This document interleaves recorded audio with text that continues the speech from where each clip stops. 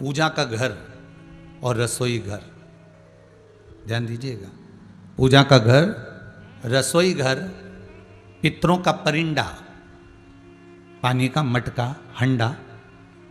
शिव महापुराण की कथा कहती है प्रयास करना कि ये एक ही रखना।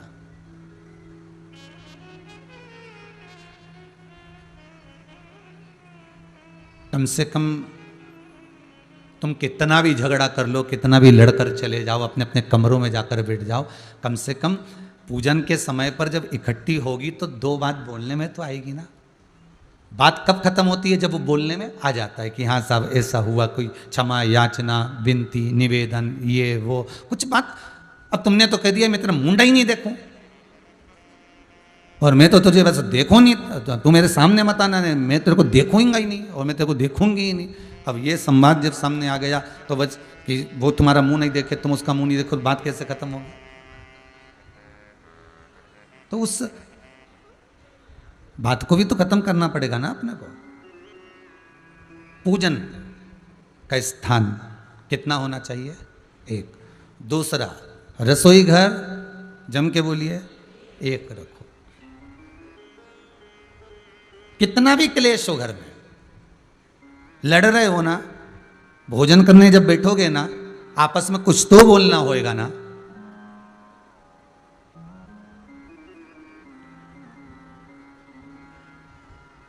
मेरी तो इसके साथ बिल्कुल नहीं पटे, मैं तो अलग भोजन बनाऊंगी तो बनाऊंगी। कितना सुंदर संवाद है रामचरितमानस का, जरा कभी ध्यान दीजिएगा रामचरितमानस के उस संवाद की ओर अपना स्मरण लेकर जाइएगा। माता केकई, माता कौशल्या जी के पुत्र राघव जी को, राम जी को वन भेज रही हैं।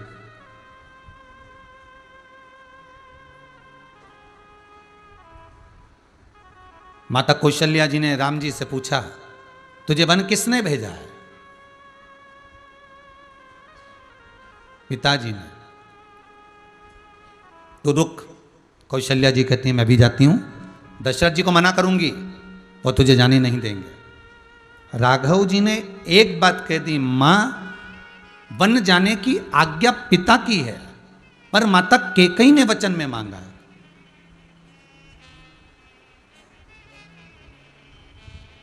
कौशल्या जी कहती हैं तो तुम तैयारी करो और जाने का है तुमको, रोकूंगी नहीं अब तुझको, दशरथ जी से भी जाकर कुछ नहीं कहूंगी, अब तो आप जाने की तैयारी करो और यहां से निकलने की पूरी पूरी तैयारी करो। तो राम जी ने कौशल्या मैया के जब शब्द सुने तो राम जी के हृदय में सबसे ज्यादा प्रसन्नता हुई, और प्रसन्नता रखकर माता कौशल्या जी से पूछा मां तू मुझे वन जाने से नहीं रोकेगी? नहीं पुत्र। क्यों? कौशल्या जी कहती कि दशरथ जी अगर वन भेजते तो मैं तुझे रोक सकती थी, पर जिस माता ने तुझे गोदी में खिलाया है, तेरी बहू का पहली बार मुंह देखा तो अपना शीश महल केकई ने दे दिया है। कोई जमीन जायदाद सत्ता प्रॉपर्टी धन केकई ने अपने पास नहीं रखा, जैसी सीता विवाह कर आई सबसे पहले उसी को दे दिया। तो फिर विचार करिएगा जरा, वो माता अगर तुझे वन भेज भी रही है तो फिर दुख किस बात का? दुख किस बात का है? जाओ राम बन जाओ। एक, अब ये कौशल्या और केकई दोनों आपस में सौतन है कि नहीं? ईमानदारी की बात बोलो। मन में कभी तो आया होगा ना कि ये दूसरी पत्नी है, मैं पहली पत्नी हूं, ये दूसरे नंबर की, वो तीसरे नंबर की, तो कभी तो मन में आया होगा, कभी तो चित्तवृत्ति में आया होगा ना ये बात।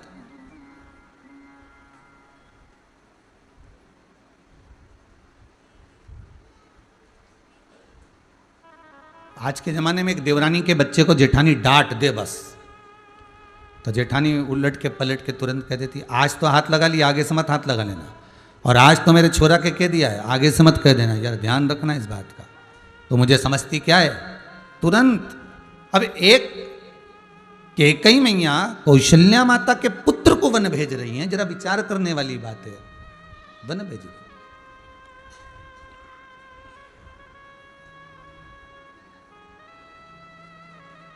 और जब कैकेयी मैया ने वन भेजा, कौशल्या जी के मुख से शब्द नहीं निकला। अब इतनी बड़ी झगड़ा होने के बाद इतना बड़ा मन में भाव उत्पन्न हो गया कि इसने वन भेजा, ऐसा करा वैसा करा। दशरथ जी भी मर गए, प्राण छूट गए, दशरथ जी के प्राण चले गए, अंतिम संस्कार भी हो गया, प्राण निकल भी गए, मृत्यु की सैया पर सो भी गए दशरथ जी महाराज। और जब प्राण चले भी गए, अंतिम संस्कार भी हो गया, तब तो मन में आ सकता था ना कि ये अगर दशरथ जी के प्राण छूटे हैं, दशरथ जी की अगर मृत्यु हुई है, अगर आज मारे भी गए हैं तो ये कैकेयी के कारण हुआ है। पर कौशल्या जी ने कोई संबोधन, कौशल्या जी ने कोई शब्द नहीं कहा। कौशल्या जी ने एक संबोधन, एक शब्द कौशल्या जी का नहीं था। क्यों? अब चाहती कौशल्या जी तो कह देती कि हमारा भोजन हम अलग बनाएंगे, रिटर्न बढ़ाइए, हमारा भोजन हम अलग बनाएंगे, हमें तुम्हारे साथ भोजन नहीं करना है, बोल देती कौशल्या जी। पर माता कौशल्या जी ने, कैकेयी मैया जब अलग थाली ले जाकर भोजन करने लगी, तब कौशल्या जी ने हाथ जोड़कर कहा, कैकेयी महारानी ऐसा ना करिए, आइए आकर भोजन करिए, साथ बैठिए आप हमारे।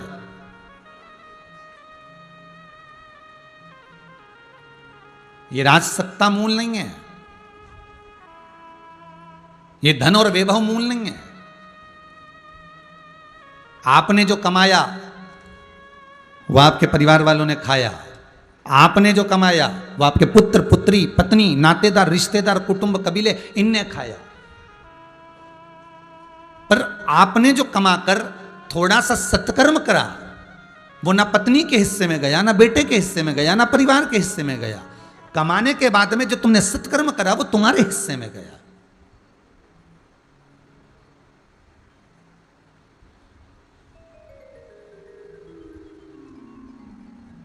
आज के जमाने में किसी को किसी से मतलब नहीं भाई, बहुत ध्यान दीजिएगा।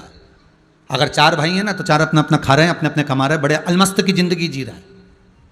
पर एक बात मन में सोच कर बैठना कि तुम अच्छी, तुम्हारी प्रॉपर्टी भी अच्छी है, जमीन भी है, जायदाद भी है, तुम खा भी रहे हो, अलमस्त रह भी रहे हो, पर एक बात तुम्हारी चित्तवृत्ति में हमेशा खटकती है कि मेरा होकर मुझसे बात नहीं कर रहा, मेरी बहू मुझे सामने देख ले तो मुंह फेर ले, मेरा परिवार का आदमी मुझे देख ले तो मुख फेर ले। उसकी चित्तवृत्ति में ये बात घूमती रहती है, उसकी चित्तवृत्ति में ये बात रमती रहती है। विचार करिएगा जरा।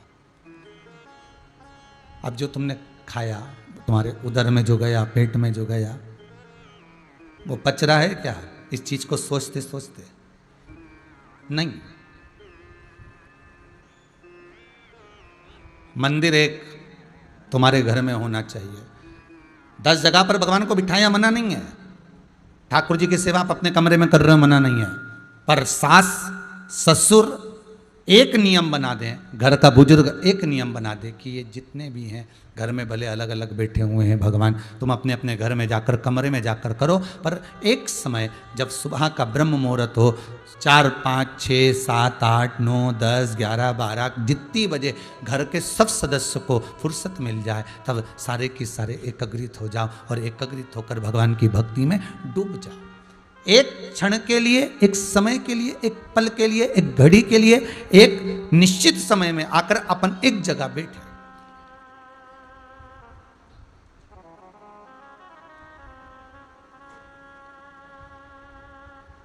कम से कम भगवान की भक्ति हम करेंगे तो सही,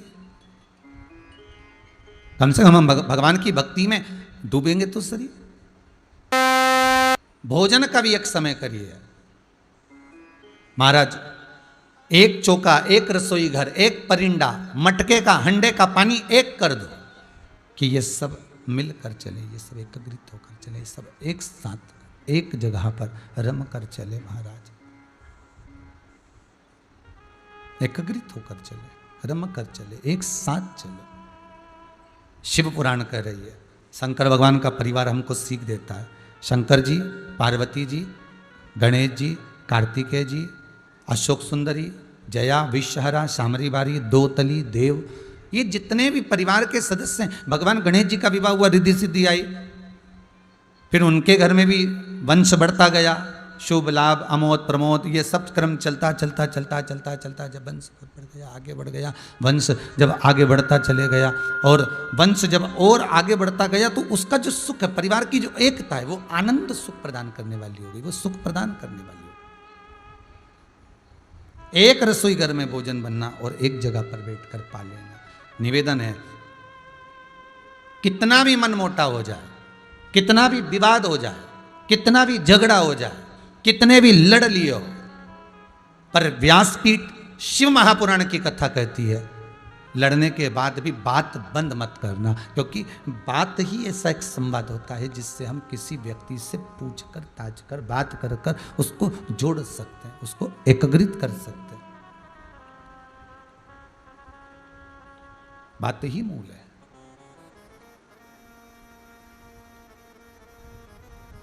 निवेदन है, बात बंद ना करी जाए। और जब बात बंद नहीं होगी तो यह पक्का है, जब बात बंद नहीं होगी तो यह पक्का है कि कहीं ना कहीं फिर मिलना हो जाए। वासुकी नाग जब नथा जा रहा था, मंथन किया जा रहा था, तब उस वासुकी नाग के शरीर से रक्त बह रहा था और वो रक्त जो समुद्र के अंदर जा रहा था, रक्त जब समुद्र के अंदर पहुंच रहा था, समुद्र के अंदर जब वो रक्त जा रहा है, अब इधर तो देवता खींच रहे, उधर राक्षस खींच रहे, और राक्षसों के बड़े बड़े नख जिनसे वो नोच रहे हैं, क्योंकि केवल मथनी ऐसे ही नहीं, राक्षसों के नख बड़े प्रबल थे, उससे नोच कर खींचा जा रहा।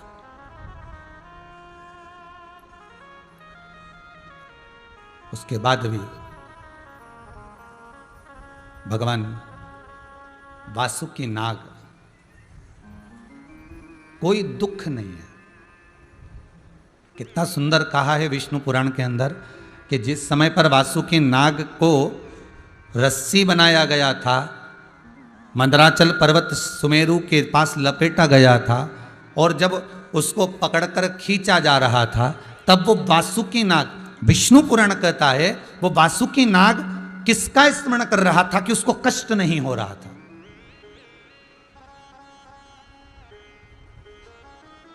वो स्मरण किसका कर रहा था जिससे उससे कष्ट ही नहीं हो रहा, उसको दुख ही नहीं हो रहा, उसको तकलीफ ही नहीं हो रही है।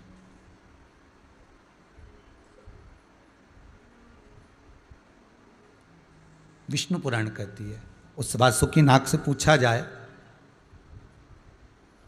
कि तुम स्मरण किसका कर रहे हो जो तुम्हें कष्ट नहीं हो रहा, तुम्हें दुख नहीं हो रहा, तुम्हें तकलीफ नहीं हो रही। तो वासुकी कहता है, मैं उस भूत भावन भूतेश्वर भगवान शंकर का स्मरण कर रहा हूं, मैं उस शिव का स्मरण कर रहा हूं। और भूत भावन भूतेश्वर जब शंकर का मैं स्मरण कर रहा हूं, तो वो शिव, वो शंकर, वो त्रिकालदर्शी, वो कैलाशी, वो अविनाशी, वो शिव, उसके एक एक तत्व को मैं याद कर रहा हूं।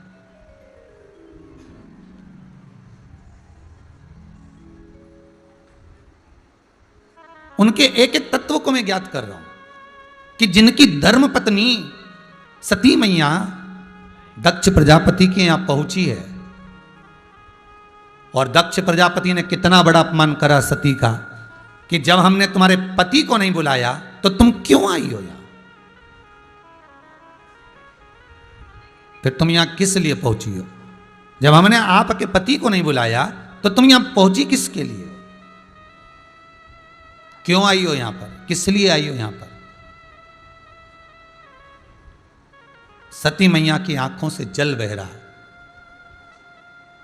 वो वासुकी नाग उसका संबोधन कर रहा है कि बस उसी प्रसंग को मैं याद कर रहा हूं कि जब एक सगा पिता अपनी बेटी का नहीं हुआ केवल अहंकार के बल पर, केवल अभिमान के बल पर, एक सगा पिता बेटी का नहीं हो पा रहा है, सगी बहनें जब अपनी बहन की नहीं हो पा रही है, केवल वैभव और अहंकार के बल पर,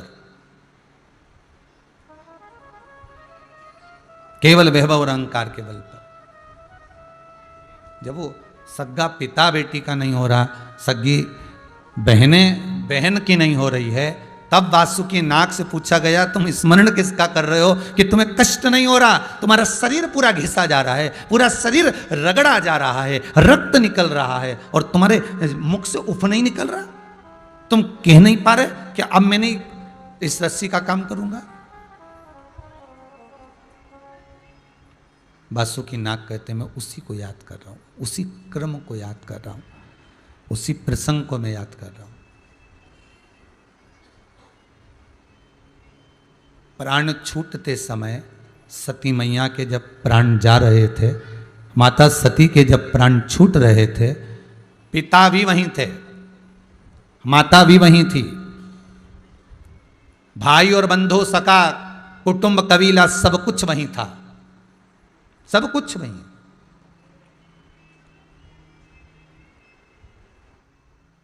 जब संपूर्ण परिवार वहां पर है और सती जा रही है, अग्नि में कूद कर अपने प्राणों को त्याग रही है, तब विचार करिए कोई बचाने वाला है क्या वहां? का ये जो कष्ट है तो क्या सोच कर आप सहन कर रहे हो?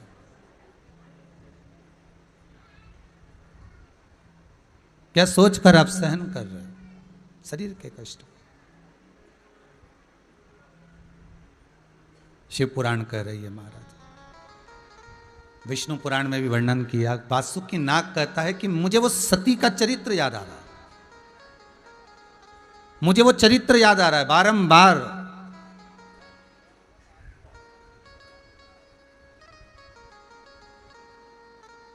बारंबार वो चरित्र मुझे ज्ञात हो रहा है। पिता पास में खड़ा है, बहनें पास में खड़ी हैं और यहाँ तक कि माताएं सब पास में खड़ी हुई हैं, पर सती को बचाने वाला कोई भी नहीं। आखिर सती को भस्म होना ही पड़ा।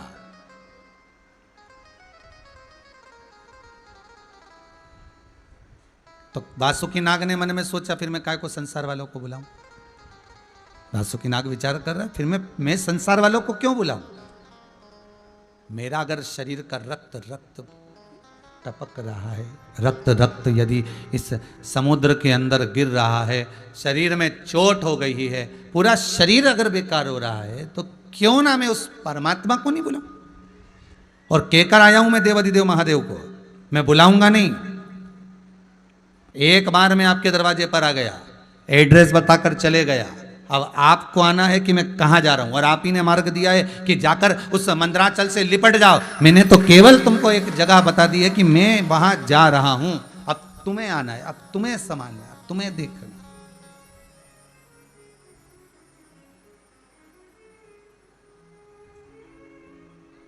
अब तुम जाकर संभालो, अब तुम्हें संभालना है वहां जाकर। तब आखिरी में फिर उस वासुकी नाग ने सब बुद्धि से निकाल दिया था, परिवार नाते रिश्ते कुटुंब कबीले सब छोड़ा, सीधे शिव का जो स्मरण कर रहा था शंकर भगवान उसके पास में पहुंच गए। वासुकी नाग को वर दिया है शिव जी ने,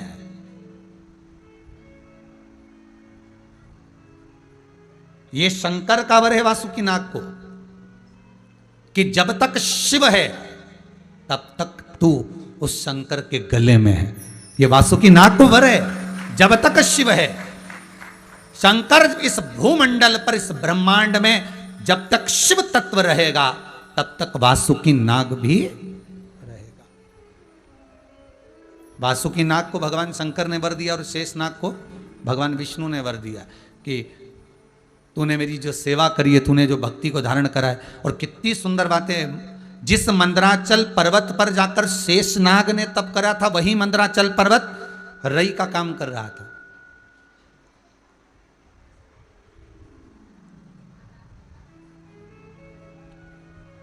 वही मंदराचल पर्वत रई का काम कर रहा था।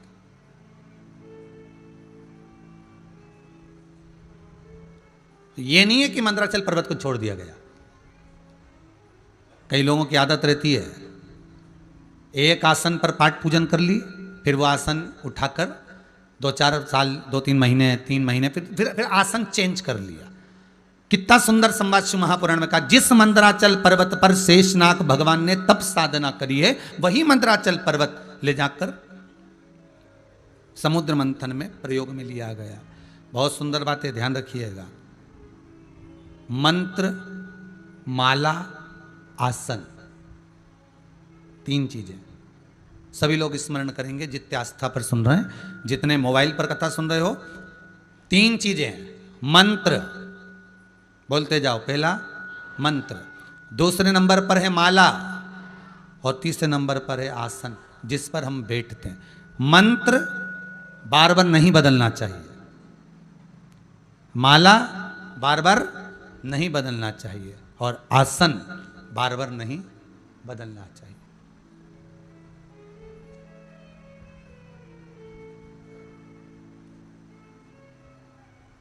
आसन भी नहीं बदला जाता। जिस आसन पर बैठ के आप घर में पूजन करते हो ना, कोई के यहाँ लाल कलर का होगा, किसी के यहाँ कुस्सा का होगा, किसी के यहाँ कोई ने हाथ से भी बनाया होगा, ऊन का, आदि का आदि।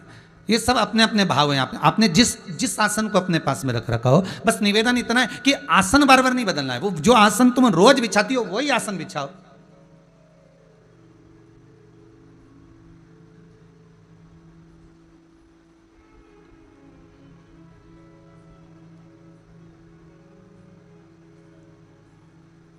उस आसन की तो महत्वता है।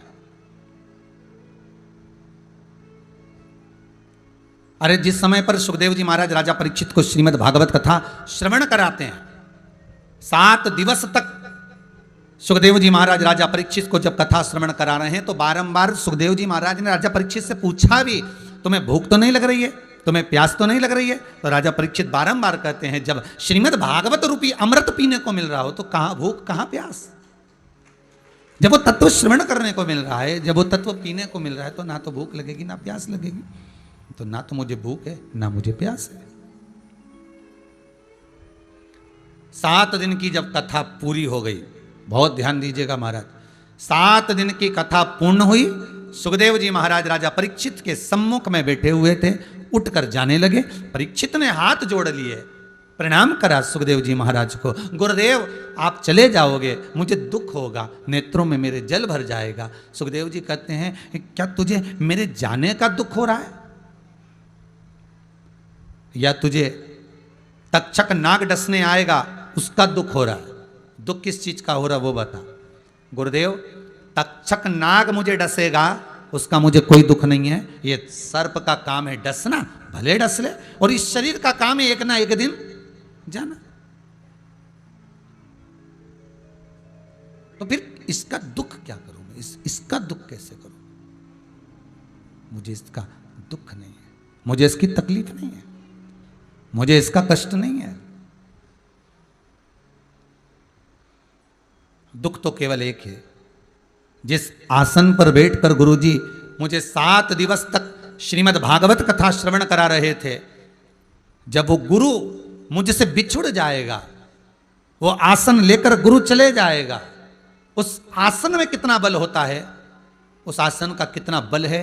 श्रीमद् भागवत कथा कहती है, एक व्यास वक्ता श्रीमद् भागवत कथा करने वाले हों, शिव महापुराण कथा करने वाले हों, देवी भागवत करने वाले हों, रामचरितमानस का स्मरण कराने वाले हों, उस आसन की महत्वता कितनी होती है।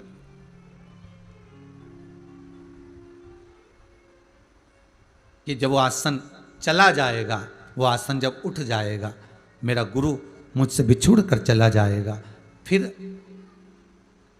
इस जीवन से फिर कुछ रस तत्व रहा ही नहीं है, सब कुछ चला गया, समझ, सब कुछ समाप्त हो गया।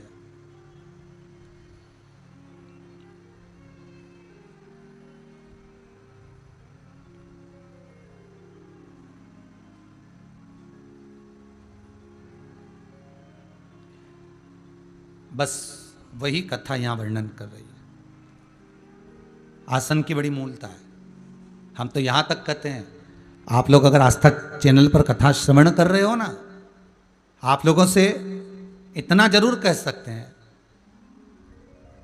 कि अगर आप सोफे पर बैठकर कथा सुन रहे हो, कुर्सी पर बैठकर कथा सुन रहे हो, पलंग पर बैठकर कथा सुन रहे हो, या शरीर साथ नहीं दे रहा, जिस भी हिसाब से आप कथा सुन रहे हो, लेट कर बैठे हो, बैठे हो, लेटे हो, जिस भाव से आप कथा सुन रहे हो, हमारा निवेदन है, जब ऑनलाइन कथा सुन रहे हो, जजमान रघुवंशी परिवार ऑनलाइन कथा करवा रहा है और आप कथा ऑनलाइन श्रवण कर रहे हो, तो हमारा तो निवेदन रहेगा कम से कम 7 दिन में से 1 दिन तो आसन लगाकर कथा सुनो। 7 दिन में से कम 1 दिन उस आसन पर बैठकर कथा सुनो, जिस आसन पर आप निरंतर पूजन करते हो, निरंतर स्मरण करते हो, निरंतर अर्चना करते हो, निरंतर नाम जाप करते हो।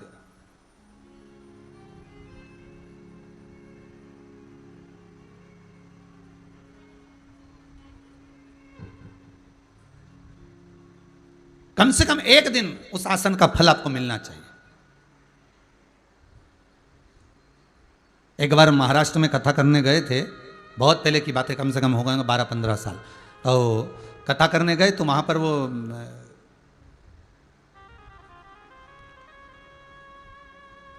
अमरावती से आगे का गांव है वो, तो वहाँ कथा करने गए थे। तो वहाँ जिस आसन पर बैठकर श्रीमद् भागवत कथा पंडित जी करते हैं, जिस आसन पर बैठकर शिव महापुराण की कथा होती है, जिस आसन पर बैठकर भगवान की चर्चा होती है, वहाँ उस आसन की बोली लगती है।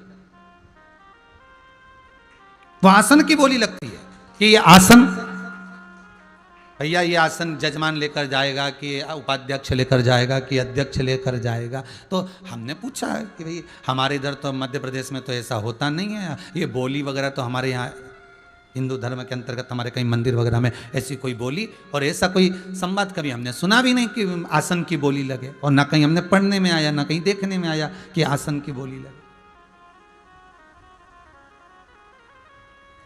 तो हमने तो कहीं पढ़ा भी नहीं, देखा भी नहीं कि आसन की बोली लगे। तो उन्होंने कहा गुरुदेव हमारे यहाँ का नियम है, जिस आसन पर व्यास वक्ता, जिस आसन पर ब्राह्मण, जिस आसन पर गुरुजन, जिस आसन पर एक श्रीमद् भागवत का वक्ता, शिव महापुराण का वक्ता, देवी भागवत का वक्ता, राम कथा का वक्ता भगवान का जब भजन करता है, तो वो आसन में कुछ ना कुछ तत्व उस भगवान की भक्ति कहा जाता है। और उसी आसन को हमारे यहाँ लोग दीपावली के दिन पूजन में बिछा देते हैं और उस पे बैठकर पूजन करते हैं, इसलिए इसकी बोली लग जाती है। आसन की महत्वता जानने लगे, उस आसन की महत्वता को जानिएगा। 3 चीजों का स्मरण करिएगा जरा अच्छे से। 3 चीजों का स्मरण आपको अच्छे से आना चाहिए। पहले नंबर पर जम के बोलिए मंत्र, दूसरे नंबर पर माला, तीसरे नंबर पर आसन। मंत्र भी बार बार नहीं बदला जाता, मंत्र को बार बार नहीं बदल सकते। दूसरे नंबर पर माला को बार बार नहीं बदलना चाहिए। जो कर माला होती है ना अपने जपने वाली, हाथ में अपन जो जपते हैं, वो माला को भी ज़्यादा नहीं बदलना। वो माला जपते रहो, कहीं से अगर टूट गई, खंडित हो गई तो माला का धागा बदल लो, पर मन के मत बदलो। उस मनके को नहीं बदलना है आपको। धागा वाले बदल लो, पर मन का नहीं बदलना चाहिए, क्योंकि एक एक मनके में तुम्हारा मन जुड़ा हुआ है, भगवान की भक्ति जुड़ी हुई है, भगवान का स्मरण जुड़ा हुआ है।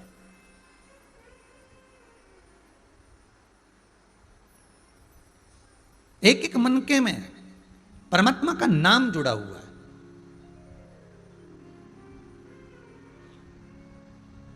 अरे कितना सुंदर बात है साहब। अब भले लोगों का फैशन हो गया, पर यहाँ फैशन की बात को छोड़ दो। अब लोगों का फैशन हो गया कि मंगलसूत्र भी लोग नई नई डिजाइन का हर 15 दिन में 20 दिन में बदल लेते। पर किसी सौभाग्यवती नारी से, बुजुर्ग माता से, किसी बुजुर्ग माता से, किसी सौभाग्यवती नारी से पूछना, गले का मंगलसूत्र, हाथ का चूड़ा और पांव का बिछूड़ा, बुजुर्ग से बुजुर्ग माताएं भी ना जाने कितने साल तक नहीं बदलती थी, कितने वर्ष। अब आज के जमाने में तो लाल साड़ी पहना तो लाल पहन लो, हरी पहना तो हरी पहन लो, पीली पहना तो पीली पहन लो। अब जब मर्जी पड़े, जब हाथ का चूड़ा उतार दिया, जब मर्जी पड़ी पांव की बिछुड़ी उतार दी। हमारे यहाँ बुजुर्ग से बुजुर्ग माताओं से अगर आप पूछोगे तो बुजुर्ग से बुजुर्ग माताएं जब ग्रामीण क्षेत्र में, आप लोग कभी देखेंगे, अब तो शहरी क्षेत्र में आप लोग पल रहे हैं, बड़े हो रहे हैं, ग्रामीण क्षेत्र में आपके जो बुजुर्ग रहे होंगे, चाहे राजस्थान में, जहां उत्तर प्रदेश आदि जगहों पर, मारवाड़ में, मालवा में, जहां तुम्हारे बुजुर्ग रहे होंगे, उनके पांव में पायल की जगह एक मोटी सी कड़ली डलती थी। मोटी सी कड़ली डलती थी, इतनी मोटी। और बिछुड़ी भी कोई साधारण नहीं होती थी, बिछुड़ी भी डलती थी तो मोटी मोटी बिछुड़ियां डालते थे। सालों निकल जाता, सालों। और किसी किसी के तो बूढ़ी बूढ़ी अम्माओं को देखना 80-80 साल पेंटा पेंटा हो गया, वो वहीं की वहीं, वो हटे नहीं, वो दबे नहीं ना। क्यों पहनना है, कारण क्या है? अब तुमने साड़ी बदली तो चूड़ा बदल लिया, चूड़ा बदला, अब ना जाने पहले तो पंडित जी से पूछते थे महाराज जी चूड़ी बदलना जरा मुहूर्त बताना, जरा कौन सी तारीख को बदले, हम कितनी बजे बदले, जरा मुहूर्त देख के बताना। अब आज के जमाने में तो कहीं पंडित जी से पूछो तुम, राम जी राम, जाने तो दादा, ना तो काल घड़ी देखी ना मुहूर्त देखा, बस हाथ से चूड़ा उतारा और रखा, बदल कर दूसरा चली गई। अब ना जाने कौन सी काल घड़ी चल रही थी, कौन सा ऐसी घड़ी चल रही थी कि हाथ से वो चूड़ा उतरा तो उतरा की उतरा। शिव पुराण कहती है हाथ का चूड़ा, पांव की बिछुड़ी और गले का सूत्र, मंगल सूत्र, ये बार बार नहीं बदलना चाहिए। प्रयास करो, आप बाकी का श्रृंगार जो बदलना बदलते रहो, साफ चलेगा। तीनों एक, बार बार नहीं बदलना। और बार बार अगर बदल भी लिया ना तो उसका कोई सुख नहीं है महाराज जी, बदलना तो है ही नहीं। अपन को तो ना मंत्र बदलना है, ना माला बदलना है, ना आसन बदलना। हर हर महादेव हर, बदलना नहीं है, जपना।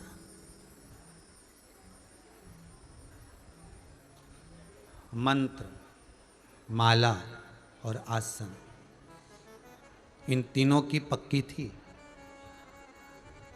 वासुकीनाग की धर्मपत्नी। क्या नाम था? सतशीर्षा।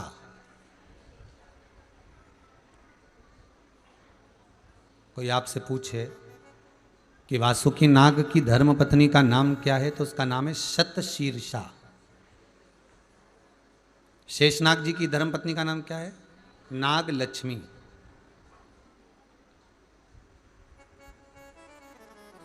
वासुकीनाग की धर्मपत्नी है सतशीर्षा, और वो सतशीर्षा मंत्र, माला और आसन इसकी पक्की थी। अच्छा, कई बार आपने वाणी से सुना होगा कि ये आसन का पक्का है। आसन का पक्का मतलब मंत्र जपने में, माला करने में, पूजन करने में, स्मरण करने में ये पक्का है।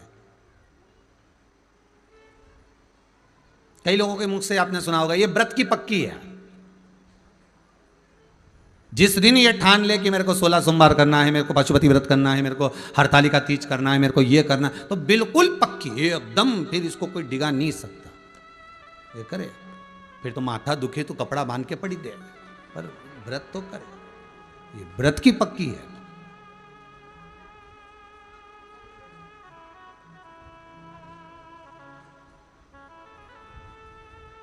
अच्छा, पति बार बार थोड़ा थोड़ा ना समझाता भी है, देख तेरे से नहीं बनेगा हो, तू रहने दे 16 सोमवार, तू रहने दे संकट सोमवार हो, अभी थोड़ा समय बीपी शुगर तो ऊंचा नीचा हो रही है, करके क्या करेगी? नहीं, मेरे को तो करना है। अब पूजन करना थी शाम के, पट्टा मट्टा बांध के सब पलंग पे पड़ी। पति बेचारा आया, देखा उसकी हालत, तो पति बोला एक काम करूं, तू रहने दे व्रत, तू तो कुछ खा पी ले, मैं तेरे बत्तल का कर लेता हूं। पत्नी बोली ऐसा नहीं होता है, हमने तो कहीं नहीं सुना कि तुम हमारे बत्तल का व्रत कर लो, हम तो कहीं नहीं सुने ये बात। तो फिर ऐसी क्यों पड़ी? बस थोड़ा सा सिर दुख रहा था। अच्छा, आज सुबह से कुछ खाया पिया नहीं ना, इसीलिए मैंने सोचा कि पर वासुकीनाग की धर्मपत्नी सतशीर्षा आसन की भी पक्की थी तो मंत्र की भी पक्की थी, और मंत्र की पक्की थी तो माला की भी पक्की थी।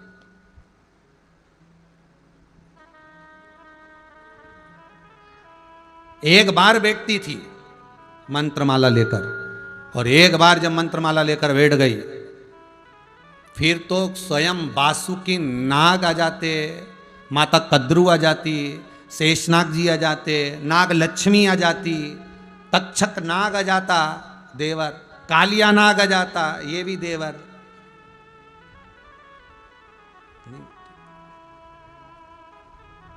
कार को टक्का जाता, ये भी देवर, नहीं उठती। लग गई एक बार साधना, नहीं उठती। कहते हैं शतशीर्षा वासुकी नाग की धर्म पत्नी एक बार आसन लगाकर मंत्र लेकर और माला पकड़कर बैठती थी। शतशीर्षा जब बैठती थी तो शास्त्र कहता है कि उठने में सालों लग जाते थे, सालों। जैसे वासुकी नाग को नथा गया, जब समुद्र मंथन किया गया, नथनी बनाई गई, जब रस्सी बनाई गई और उससे जब मथ रहे हैं, तो वासुकी नाग का ध्यान जैसे शंकर में लगा हुआ था कि अब जो होगा वो शिव ही जाने। ना तो मुझे परिवार को बुलाना है, ना मुझे कुटुंब को बुलाना है, ना मुझे रोना है और ना मुझे कुछ दुख है, मैं तो शिव को याद कर रहा हूं। जब भगवान शंकर की धर्म पत्नी सती को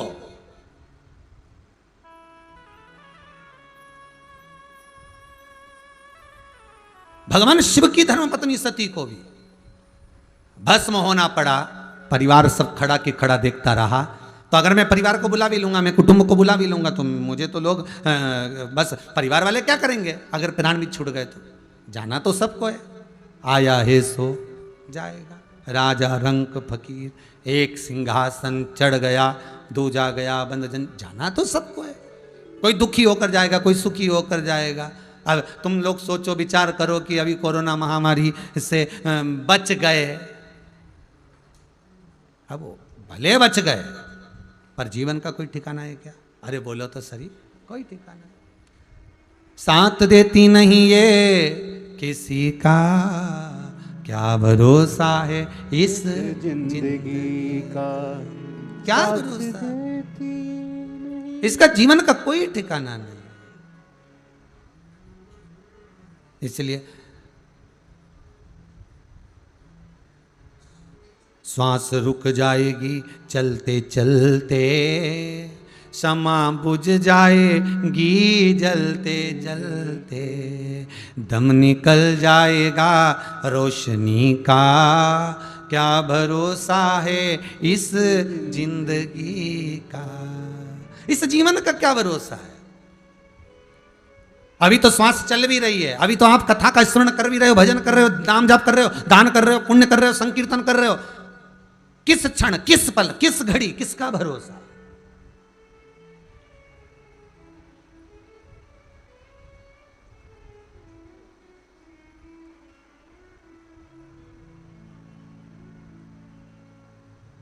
कि लगन तुमसे लगा बैठे, जो होगा देखा जाएगा, तुम्हें अपना बना बैठे, जो होगा देखा जाएगा। शिव को जल तो चढ़ा दिया ना तुमने, शंकर ने स्वीकार कर लिया ना? अरे बोलो तो, दिल से चढ़ाया।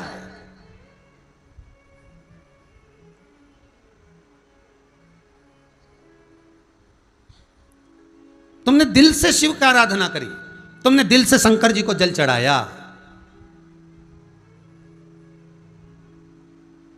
तुमने दिल से उसको रिझाया। अब शिव महापुराण की कथा कहती है, अगर मन से भगवान को याद करो, दिल से अगर भगवान को पुकार लो, तो भगवान सुनेगा कि नहीं सुनेगा? सुनेगा ना। जब वो चींटी के चलने की आवाज सुन लेता है, झिंगुर की आवाज ऊपर तक चली जाती है, मच्छर की आवाज, भगवान मच्छर भी मरता है, मारने वाला उसको मार देता है, वो भूमि पर पड़ा जब तड़पता है, पंख हिलाता है, पांव छटपटाता है, प्राण तो उसके भी छूटते हैं, उस मच्छर की आवाज भी वो परमात्मा सुनता है, तो क्या मनुष्य की नहीं सुनता होगा? मानव की नहीं सुनता होगा? कितना सुंदर लिखा है गर्ग संहिता में। आप अगर भगवान की आराधना दिल से कर रहे हो, आपको मंत्र नहीं आता, आपको साधना नहीं आती, आप कहीं एक आसन लगाकर बैठ भी नहीं पाते, आप तो 15 मिनट बैठे हो, बैठ उठ के बग गए। ना मंत्र आता, ना जाप आता, ना अनुष्ठान आता, कुछ भी नहीं आता। बस इतना तो आता है ना कि दिल से भगवान को रिझा लिया, मन से। एक बहू कहीं जाकर भोजन वाली के यहाँ पूरा होटल का मैनेजमेंट कोर्स सीख के आई कि सब्जी ऐसे बनाना, तो पनीर की सब्जी ऐसे, वो क्या बोलते हैं, हमको तो इतना ध्यान में नहीं है, रेसिपी वगैरह सब सीख के आई ने। आइसक्रीम ऐसे बनाना, न ये सामान ऐसे बनाना, ने वो सामान ऐसे बनाना, वो सब सीख के आई है।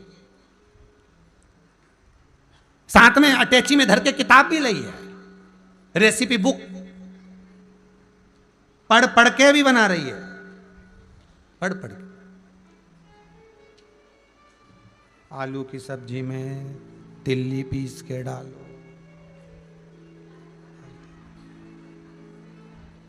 गरम मसाला डालो। इसने सारे मसाले को तवे पे रख के गरम कर दिया, और जो धांस लगी घर के लोगों को, सास दौड़ के आई, क्या जला दिया? इसमें लिखा है गरम मसाला डालो। तो तू क्या कर रही थी? सारे मसाले को कढ़ैया में गरम कर दिया, इसीलिए मिर्ची की धांस बाहर तक गई, हल्दी मिर्ची धना सब जल गया। इसी में लिखा है गरम मसाला डालो, उसने गरम करके डाल। सास भी बेचारी अपनी चोटी बांध रही थी नीला रिबन से, अब वो भी चोटी बांध के हाथ धोने गई, फिर आके बोली थारा हाथ जोड़ो, ये दरिया अटैची है, वापिस धर के आ जा। नहीं, मिस ने सिखाया था। तो सास बोली वो मिस थी और तू मिसेस है, जान दे माओ, अभी तू जरा सब सीख जाएगी, धीरे धीरे सीखेगी। अब एक सीख कर आई है, ठीक है, और एक बिना सीखी है, घर की माँ। ज्यादा पढ़ी भी नहीं है, ज्यादा लिखी भी नहीं है, कुछ नहीं जानती, हाथ का मोबाइल तक तो चलाना नहीं आता ना डोकरी के। कई कई बूढ़ी माताओं को तो मोबाइल तक चलाना नहीं आता, बस पकड़ा तो कई बार ओंधा मोबाइल भी उल्टा पकड़ ले, और बाद में कहीं में तो आवाज तो ही नहीं रही, तो अरे मम्मी उल्टा है, फिर उसको सीधा करा गया।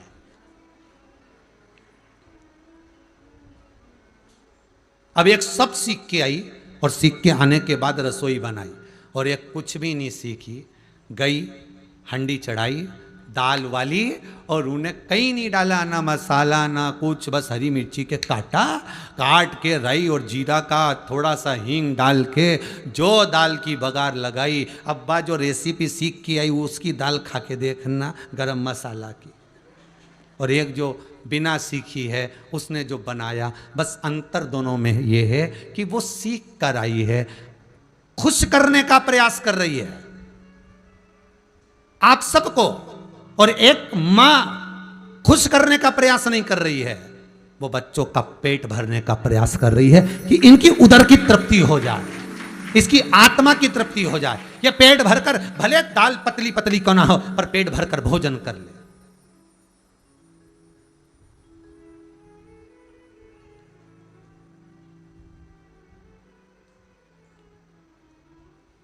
आप बहुत अच्छे से विचार करिए, एक बार और अच्छे से सुन लीजिए, इसी प्रसंग को बहुत अच्छे से सुनना। भंडारे की पूड़ी अच्छी लगती है, नुक्ती अच्छी लगती है, सेव अच्छा लगता है, खीर अच्छी लगती है, हलवा अच्छा लगता है, कि सब्जी अच्छी लगती है? जम के बोलो, जितने भी आस्था टीवी पर कथा सुन रहे हो, जितने मोबाइल पर सुन रहे हो, क्या अच्छी लगेगी? सब्जी। कारण क्या है? हलवा हलवाई ने बनाया है, नुक्ती हलवाई ने बनाई है, सेव हलवाई ने बनाया, पूड़ी हलवाई ने बनाया, पर जो सब्जी बनाई कद्दू की, काशी फल की, मिक्स वेज, वो ना जाने कितनों ने तो उसको काटी है, ना जाने कितनों ने काटी है, काटने के बाद ना जाने कितनों ने धोई है, धोने के बाद ना जाने कितने भगोने में, क्योंकि हलवाई एक भगोना अकेले नहीं बना, उसने तो बस डाल के चले गए, तुम हिलाते रहो जरा सा, चलाते रहो, ना जाने कितनों के हाथ लगे, और केवल हाथ नहीं लगे हैं, उसमें दिल मन और भाव लग गया है। वो भाव की सुंदरता, वो हृदय की सुंदरता है।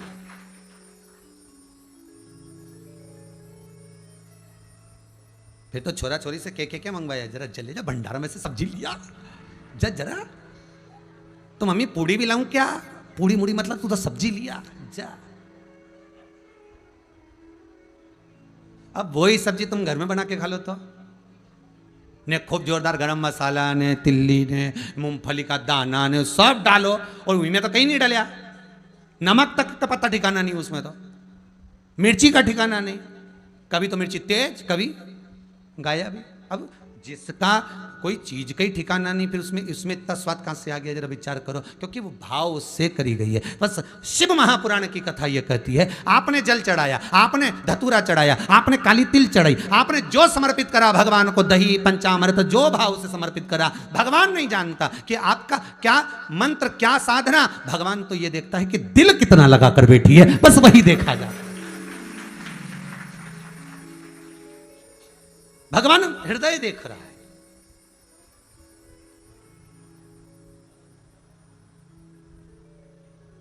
मेरा निवेदन रहेगा, आज अमेरिका से किसी ने फोटो भेजा है, मैं समीर जी से निवेदन करूंगा, आकाश जी के पास में भी वो फोटो होगा, अखबारों में भी वो आया हुआ है, कि अमेरिका में वो बेचारी बहू को यहाँ से किसी ने लिंक से जोड़ दिया था, और शंकर भगवान का अभिषेक उस बहू ने करा है, उसको मिट्टी नहीं मिली, तो उसने फ्रिज में से बर्फ निकाल कर उसको पीस कर उसका शिवलिंग बनाकर पूजन करी, ऑनलाइन पूजन करी।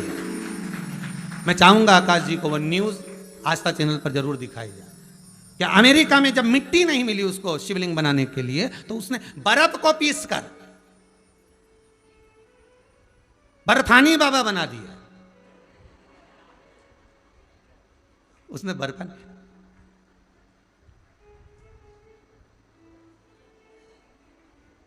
और बर्फानी बाबा बनाए तो वो अखबार की न्यूज़ में आया कि अमेरिका में जब मिट्टी नहीं मिली तो वो बर्फ का शिवलिंग बनाकर ऑनलाइन पूजन करी गई। तो यहाँ दिल जुड़ा है साहब, ये मन जुड़ा है मेरे शंकर से, यहाँ ऊपर से कोई नहीं जुड़ा है। अब तुमने मंत्र बोला नहीं बोला, तुमने साधना करी नहीं करी, तुमने क्या करा, उससे शंकर को मतलब नहीं है। शंकर को जो मतलब है, शंकर को जो चाहिए, शिव को जो चाहिए, वो आपका हृदय। निर्मल मन सो मोहि पावा, निर्मल मन भगवान को चाहिए। और जब निर्मल मन जब भगवान से प्राप्त हो जाए, वो निर्मल मन का जब आनंद हो जाए, बस शिव कहते हैं यही मुझे प्रिय है, यही मुझे प्रिय है। महाराज सतशीर्षा, क्या नाम है, सतशीर्षा। और वो सतशीर्षा मंत्र भी एक लेकर बैठी है, आसन भी एक लेकर बैठी है, माला भी एक लेकर बैठी है, और जब जपना प्रारंभ करा। आकाश के स्टेटस पे है वो फोटो, दिखाया आप लोगों ने आस्था पर। सतशीर्षा, और जब सतशीर्षा जपने के लिए बैठती है, और ऐसा जपने के लिए बैठती है कि उसकी शुद्धता चली जाती है, क्योंकि लगन तुमसे लगा बैठे जो होगा देखा जाए, और तुम्हें अपना बना बैठे जो होगा शिव को जोड़ दे। भक्ति की कथा किस जगह पर काम आती है? भगवत चर्चा, स्मरण, अविरल भक्ति किस जगह पर काम आती है? शिव महापुराण की कथा कहती है, भगवान की कथा जब व्यक्ति टूट जाता है,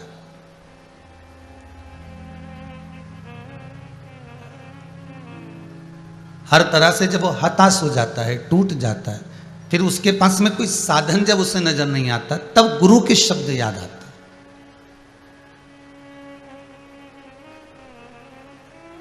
तब गुरु की वाणी सम्मुख में समझ में आ जाती है कि गुरु जी ने कहा था, और शिव का स्मरण करना है, शंकर का भजन करना है, शंकर का अनुमोदन करना है, शिव नाम में, शिव मंत्र में, शिव चर्चा में हमें डूबना है।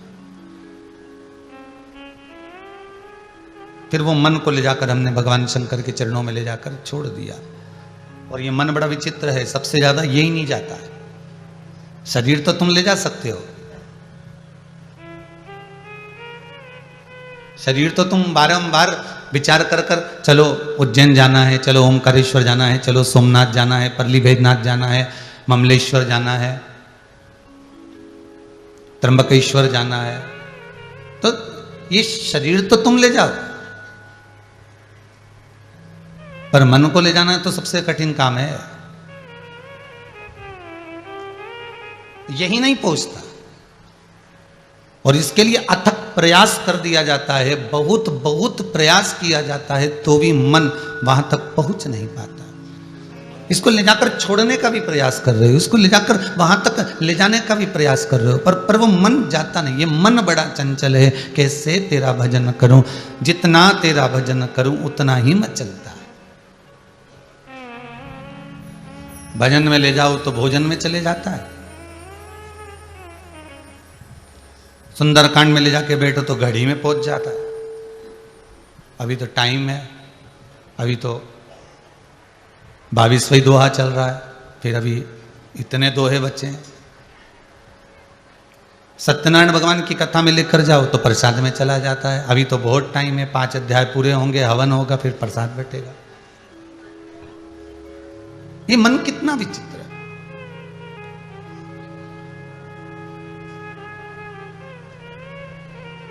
स्थिर रहता ही नहीं है, और इसको स्थिर रखना बड़ा बड़ा कठिन काम है। दुनिया का सबसे बड़ा कठिन काम एक ही है, मन को साध लेना। और अगर ये संतुष्ट हो गया तो जीवन में का सबसे बड़ा सुख संतुष्ट हो गया।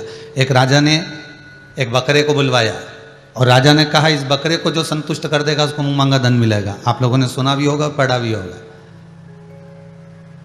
एक कोई लेकर गया, बकरे को खूब खिलाया, खूब पिलाया, खूब आराम से रखा। राजा ने कहा बकरा संतुष्ट हो गया? जी सर महाराज हो गया। और बकरा संतुष्ट हो गया? हाँ हो गया। अब बस इतना सुना, राजा ने बुलाया बकरे को। बकरे को जैसे ही राजा ने देखा कि बकरा संतुष्ट हो गया है, राजा ने उसी समय पर थोड़ी सी घास बुलवाकर, हरी हरी पत्तियां बुलवाकर उस बकरे के सामने डाल दी। वो बकरा दौड़ कर गया और वो पत्तियां खा गया।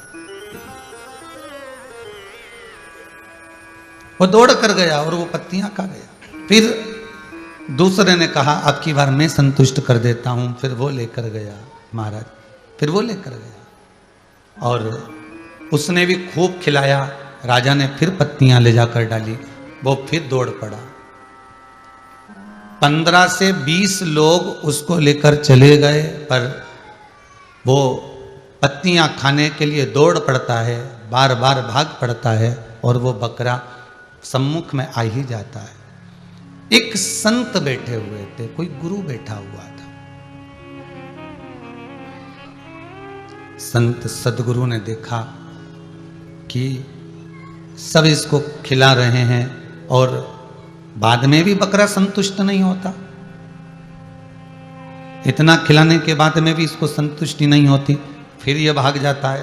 तब संत ने कहा, सदगुरु ने कहा कि इसको मैं लेकर जा रहा हूं।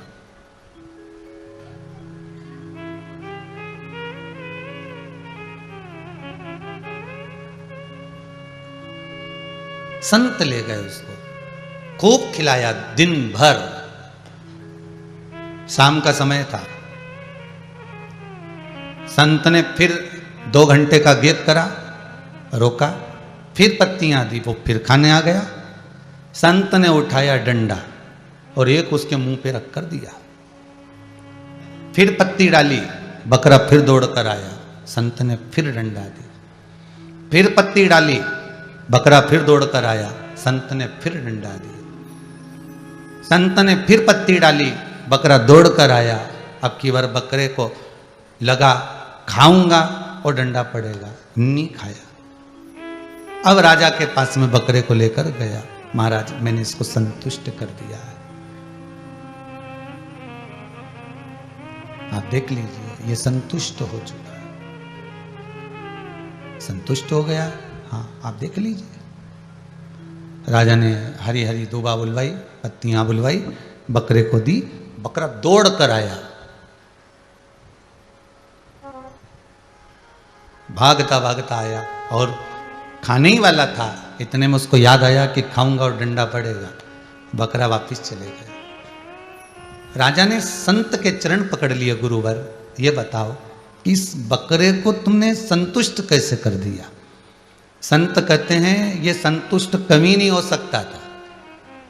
एक डंडा रखा, जब जब खाने दौड़ता था धर के देता था, फिर खाने आए ना, सट्ट से दिया नहीं, सही हो गया बस। अब दौड़ के भी आए नहीं तो खाए नहीं। संत कहते हैं राजन ये बकरा नहीं, ये मन है। ये दौड़ दौड़ कर जाता है। इस मन पर यदि शिव महापुराण का डंडा पड़ते रहे तो ये मन भी सीधा चलता है। फिर आसक्ति में नहीं डूबेगा, फिर काम में, लोभ में, वासनाओं में, तृष्णा में, आसक्ति में, कहीं मोह में, कहीं किसी चीज में। ये बकरा फिर जाता नहीं है, ये बकरा फिर पहुंचता नहीं।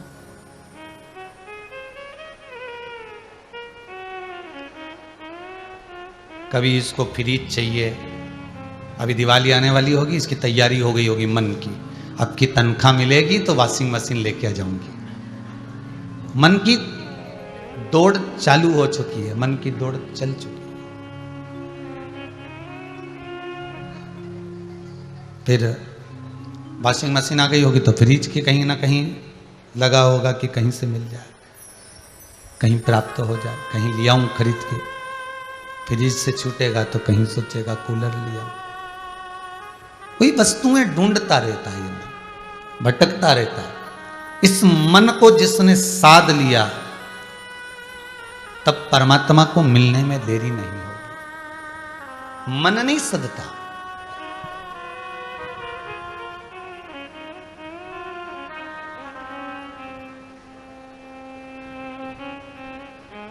इस दिल की भक्ति का बल जब आधा प्राप्त हो गया और शत शीर्षा के भक्ति के बल पर वासुकी नाग भगवान शिव के कंठ पर जाकर बैठ गया।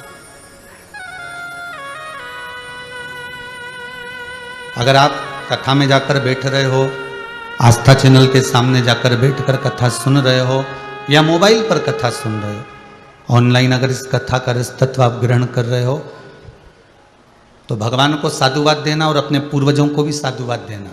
हमने पहले भी कहा, अगर रघुवंशी परिवार इस कथा को करवा रहा है, रघुवंशी परिवार अगर कथा करवा रहा है तो ये पूर्वजों की कृपा है, ये पूर्वजों का आशीर्वाद है।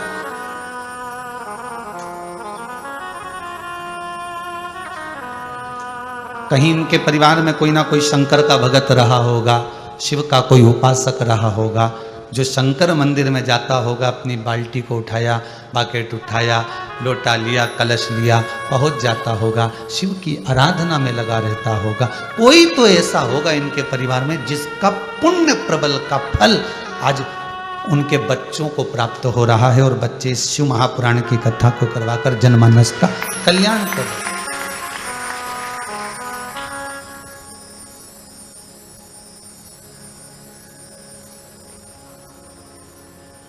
और पहले भी कथा में कहा, आज फिर कहते हैं, शंकर के मंदिर में, शिव पुराण में, शंकर के भजन में, शंकर की भक्ति में एक चीज वेद व्यास जी ने विदेश्वर संहिता के अंदर लिख दी। वो अपनी बुद्धि में भी आप अच्छे से उतार लेना। जितने लोग कथा सुन रहे हो, अपनी चित्त वृत्ति में वो बात उतार कर रखिए। जितना दान करा, जितना पुण्य करा, जितना सत्कर्म करा, जितना व्रत करा, जितना उद्यापन करा, जितना भजन करा, जितना कीर्तन करा, जितना नाम जाप करा, जितना ब्राह्मण भोज, संत भोज, साधु भोज, कन्या भोज, भंडारा, जितना भी अपन ने करा, नाम जाप, स्मरण, कीर्तन, दीपदान, अन्नदान, जो भी हमने करा, वो हो सकता है कि हमारे मरने तक छिन्न हो जाए, समाप्त हो जाए। क्योंकि पुण्य भी तो समाप्त होता है कि नहीं होता है? जैसे जैसे मनुष्य की उम्र बढ़ती चली जाती है, वैसे वैसे पुण्य भी हमारा घटता चले जाता है। कैसे, उसका अंदाजा लगा लीजिए। बचपन में तुम्हारे मन में पाप नहीं था, बचपन में तुम्हारे भीतर ना पाप है, ना कोई कपट है, ना छल है, ना बेईमानी है, ना प्रपंच है। जवानी आ गई, थोड़ा थोड़ा परिवार को पालना है, लेकर चलना है, तो थोड़ा थोड़ा कपट, थोड़ी सी छल, थोड़ी सी बेईमानी आ गई।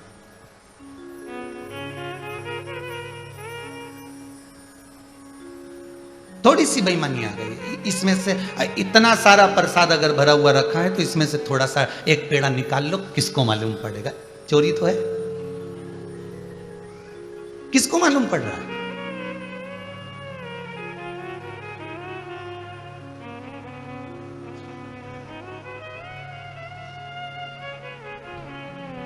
किसी ने आपको कहा भैया अगर तुम कुबेरेश्वर धाम जा रहे हो या तुम महाकाल जा रहे हो या तुम ओमकारेश्वर जा रहे हो या तुम आप भीमा शंकर जा रहे हो तो ये हमारा 200 रुपया ले जाओ। अब तुमने सोचा ना तो वो यहाँ देखने आ रहा है, ना पंडित जी को मालूम कि 200 का है, ना रसीद वाले को मालूम कि 200 का है। उसमें से तुमने अगर 100 खसका ली है, तुमने तो खसका ली है, पर उसने कितना खसकाया ये तो वही जान सकता है। तुमने तो निकाल लिया कि उसमें कोई ने देखा नहीं है, उसमें किसी ने भाला नहीं है, इसमें किसी का अंदाजा रहा नहीं है, इसमें कोई देख ही नहीं रहा है। आप मन का धन कर सकते हो, पर अपने आप को आप समझा सकते हो, पर अंतिम क्षण जब प्राण छूटने का आता है, हमारा किया गया सारा पाप हमारे सामने एकत्रित हो जाता है।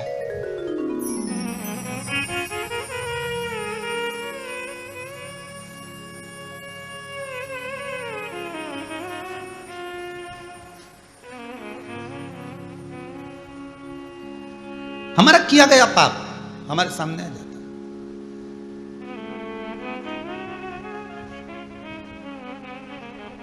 किसी बच्चों को नहीं मालूम कि इनके घर की स्टोरी क्या है, पर उसके घर के एक व्यक्ति को चुनाव में खड़ा कर दो, फिर पूरी स्टोरी मालूम पड़ जाएगी कि इसके काका जी ऐसे थे, ने फूफा जी ऐसे थे, ने बुआ जी ऐसी थी, ने नाना जी ऐसे थे, ने पिताजी ऐसे थे, ने भाई ऐसा था, ने कुटुंब। अर्थात तुमको पूछना नहीं पड़ेगा, तुमको जानना नहीं पड़ेगा, बता दिया जाएगा। उसी तरह प्राण छूटते समय जब अंतिम बिंदु आता है, मनुष्य के प्राण खींचने के लिए यम के दूत आते हैं, प्राण निकल रहे होते हैं, जीवात्मा कहती है कि मैंने खूब दान करा, मैंने खूब पुण्य करा, मैंने खूब सत्कर्म करा, मैंने खूब भजन करा, मैंने खूब दान दिया, मैंने व्रत किया, मैंने उद्यापन किया, मैंने गंगा नहाया, सब कुछ किया। तब यमदूत कहते हैं कि साथ में चित्रगुप्त महाराज जी आए हैं, वो आपको हिसाब बता देंगे कितना पुण्य आपके पास बचा हुआ है।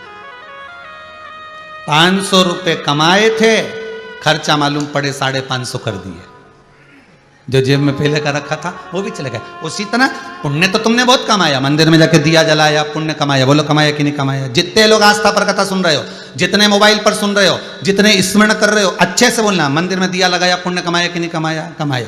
तुमने दान किया, पुण्य कमाया कि नहीं कमाया? कमाया। तुमने सत्कर्म करा, व्रत करा, उद्यापन करा, पूजन करी, अर्चना करी, सारा पुण्य तुमने एकत्रित कर लिया। अब मान लो तुमने 500 रुपए कमा लिया, अपन पुण्य को समझो 500 रुपए। अब तुमने 500 रुपए तो कमा लिया, अब खर्चा जोड़ो। किसी के लिए झूठ बोल दिया, 100 रुपया खसक गया, या तो सही पुण्य समाप्त तो होगा, खर्चा भी होगा। तुमने किसी के लिए अपशब्द कह दिया, 50 रुपए गए, कितना बचा है? 350। हिसाब के तो तुम बहुत पक्के हो रहे। 350। अब फिर मालूम पड़े किसी को गलत दृष्टि से देख लिया, गलत भाव से देख लिया, गलत मन से देख लिया, 50वां खसक गए, कितने बचे? 300। और मालूम पड़े पड़ोसन आ गई, खूब सारा प्रसाद दे के चली गई, निंदा का रस डालकर चली गई, 100 रुपया खसक गया, कितना बचा? 200। हिसाब लगा लो जरा अच्छे से हो, ये तुम्हारा और हमारा सबका है। जितने कथा सुन रहे हो उनका भी और जो कथा कर रही है उसका भी, सबका हिसाब है मेरे मालिक के दरबार में, सब लोगों का खाता। किसी को कौड़ी कम नहीं देता, किसी को कौड़ी जाता। बचे 200। देवरानी के लड़के को छोटे से गिलास में दूध दे दिया, खुद के लड़के को इतना बड़ा गिलास, 50 खसक गए। कितने बचे? 150। पति रात्रि को कोई सामान लाया, चुपचाप कमरे में निपटाया है, 50 का सक गए। कितने बचे? 100 बचे। अब वो 100 रुपये अभी चलने दो जरा, हो अभी चलने दो। दोस्तों के साथ घूमने गए, मालूम पड़े उन्होंने कह दिया, अरे कौन देख रहा, ले थोड़ा सा ले। कहीं मदिरा पान, कहीं मांसाहार, कहीं गलत कर्म कर बैठे। 50 फिर चले गए। कितने बचे? 50।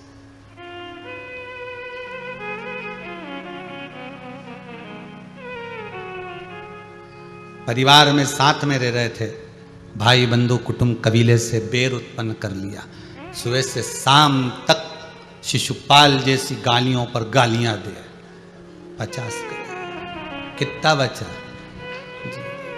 बस यही हमारा जीवन है। हमने पुण्य तो बहुत कमाया रे, खूब पुण्य कमाया। हम तो रोज मंदिर जाने लोटा भर के पानी चढ़ा के आए, कितना पुण्य। चंदन भी लगाएं, कितना पुण्य।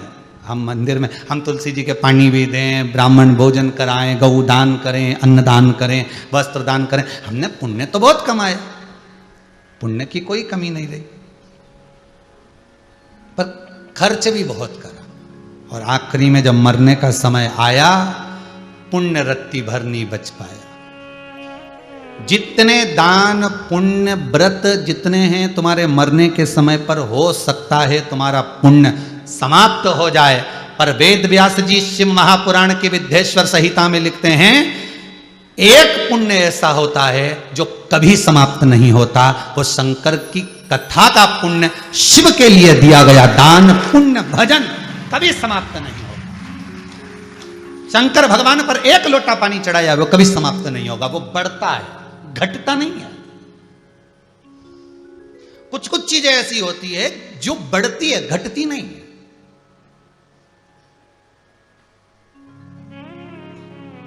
90,000 रुपए का एक मोबाइल ले लिया तुमने, कितने का?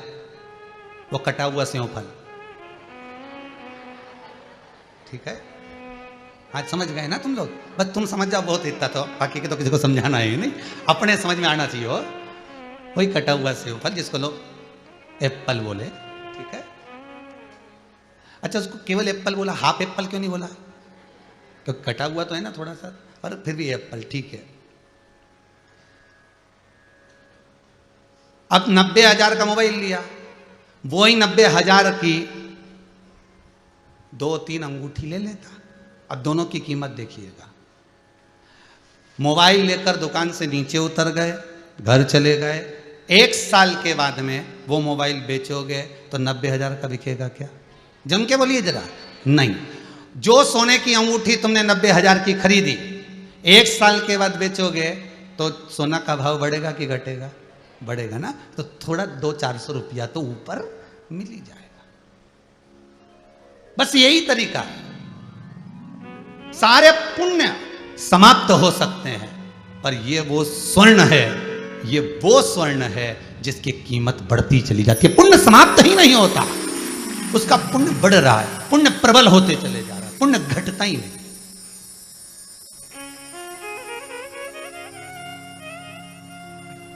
ये कभी नहीं घटने वाला, ये बढ़त में जा रहा है।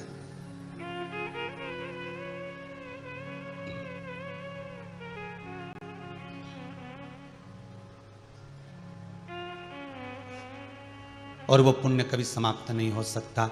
शंकर का भजन किया हुआ, श्री शिवाय नमस्तुभ्यम का जाप, ओम नमो नमः शिवाय का जाप, ओम नमो भगवते वासुदेवाय का जाप, श्री कृष्ण शरणम ममा का जाप, भगवान राम का स्मरण आप जितना कर रहे हो,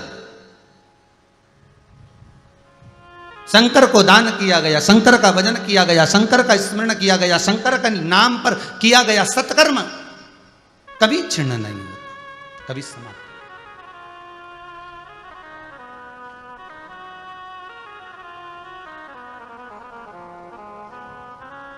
भजले प्राणी ओ अज्ञानी, 2 दिन की जिंदगानी काहे को भटक रहा है,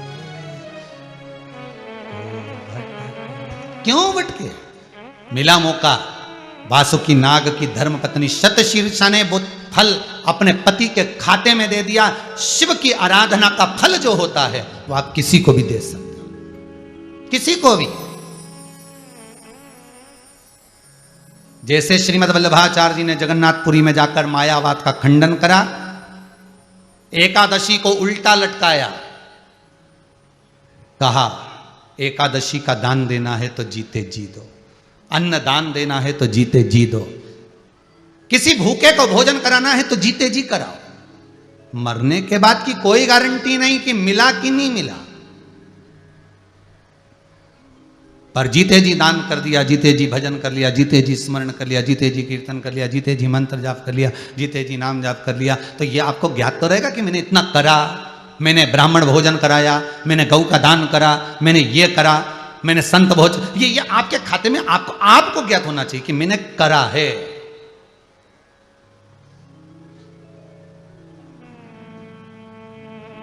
मैंने किया है, ये आपके भीतर होना चाहिए कि मुझे प्रसन्नता इस बात की। कई लोग कहते हैं अब तो भगवान की कथा सुन ली, भगवान ने खूब अच्छा कर दिया गुरुदेव, कोई कमी नहीं रखी। अब भगवान चाहे तो उठाकर ले जाए, मेरे को कोई टेंशन, सब कर दिया। पर अगर किसी के बच्चे कुंवारे हों, बेटियां कुंवारी हो, वो बोलेगा क्या कि अब चले जाऊं? नहीं, वो तो कहेगा एक बार इनके पीले हाथ कर दूं, एक बार इनको सेटल कर दूं, बस बाबा से विनती है, फिर भले जाओ, फिर कोई टेंशन।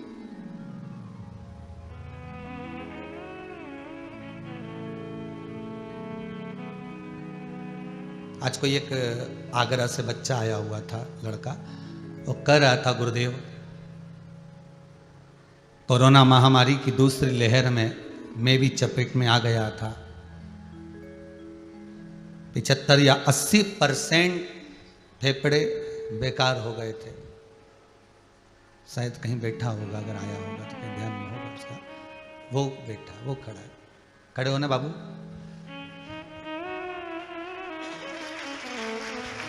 डॉक्टरों ने कहा, जवाब दे दिया था, पर मेरी माँ ने शंकर की कथा सुनी थी, शिव महापुराण, और वो शिव महापुराण की कथा में बेलपत्री शमी पत्र का जो महत्व बताया था।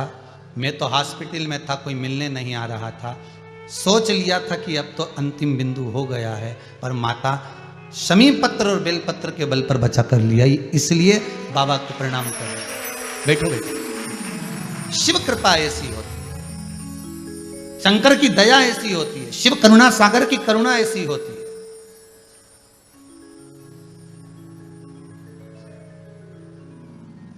दुनिया के लोगों को भले लगे कि बेलपत्र में क्या है, शमी पत्र में क्या है, क्या होता है शंकर भगवान को जल चढ़ाने से, क्या होता है भगवान शंकर को गेहूं के दाने चढ़ाने से, क्या होता है शंकर भगवान को तिल्ली चढ़ाने, ये दुनिया के लोग भ्रमित हो सकते हैं, पर शिव महापुराण अपनी जगह पर जो वर्णन कर रही है वो सहज नहीं हो सकता।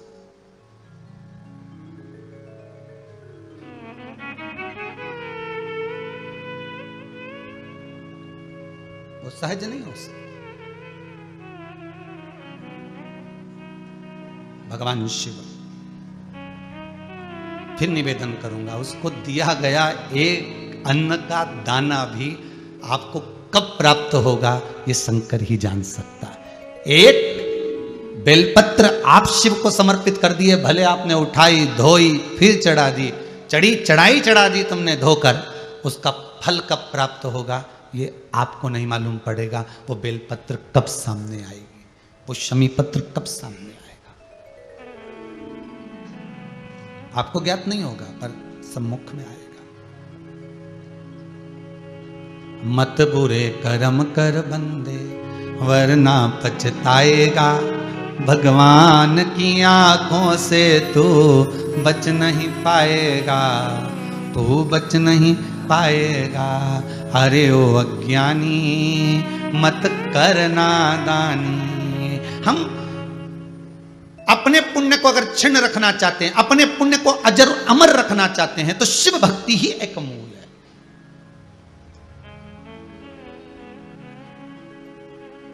अकाल मृत्यु वो मरे जो काम करे चंडाल का, काल उसका क्या बिगाड़े जो भक्त हो काल का। शंकर का भगत होगा तो काल भी क्या करे।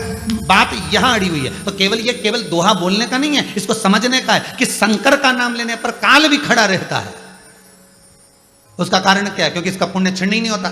तो काल को भी सोचना पड़ता है कि मैं कैसे पकड़ के लीजिए, इसका पुण्य तो इतना सारा है। इसने शंकर जी के मंदिर में दिया लगाया, इसने शिव जी पर 1 लोटा पानी चढ़ाया, इसने बेलपत्र चढ़ाया, शंकर की कथा सुनी है, तो ये पुण्य कभी समाप्त नहीं होगा। तो ये तो अजर और अमर रहेगा।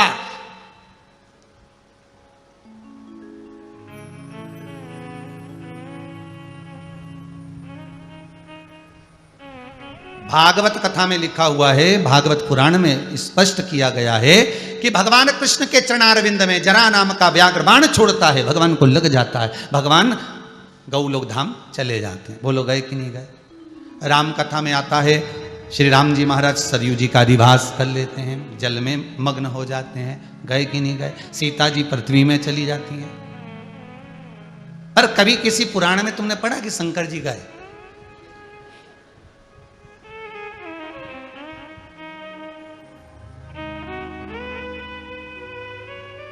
किसी पुराण में अगर कहीं पढ़ा हो कि शंकर जी चले गए हो,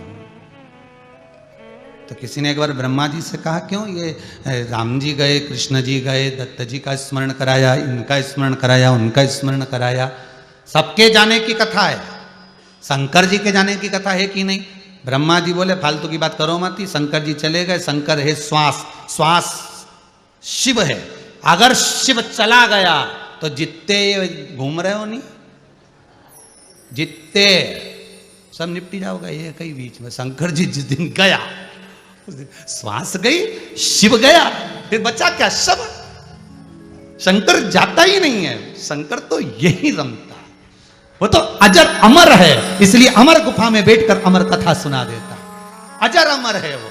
पार्वती बार बार कहती है हमको भी सुना हुआ अमर कथा जो तुमने सुनी है। शंकर जी बोले हमने किसी से नहीं सुनी।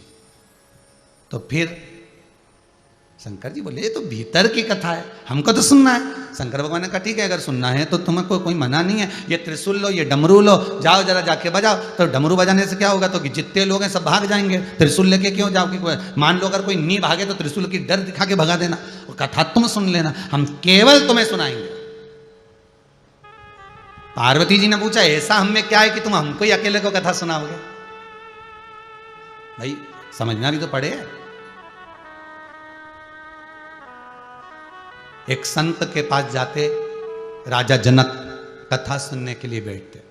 जब तक राजा जनक नहीं आ जाते तब तक संत कथा ही चालू नहीं करता। सारे नगर में बात हो गई ये संत तो बहुत बड़ा लोभी है, लालची, इसके बराबर संसार में कोई लालची नहीं देखा।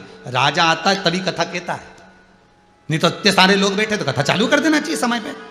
जब टाइम है 2 बजे का तो 2 बजे चालू करो।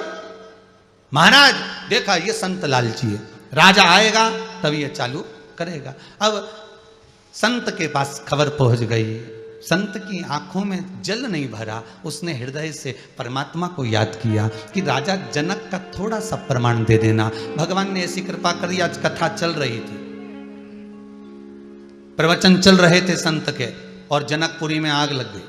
आग लग गई तो सारे घर जलने लगे धधक धधक के। जनक जी का नहीं, जनकपुर वासियों का, सबका घर जलने लगा। किसी ने आकर कहा जनकपुरी में आग लगी, जल्दी भागो। जितने बैठे थे 5 मिनट में सब भग गए। राजा जनक जी आराम से बैठे और गुरुदेव उनको कथा सुनाते रहे। सब गए, पानी वानी से बुझा बुझू के सब आ गए। आके देखा तो राजा जनक बैठे हैं और गुरु जी कथा कर रहे हैं। सबने कथा पूरी हुई।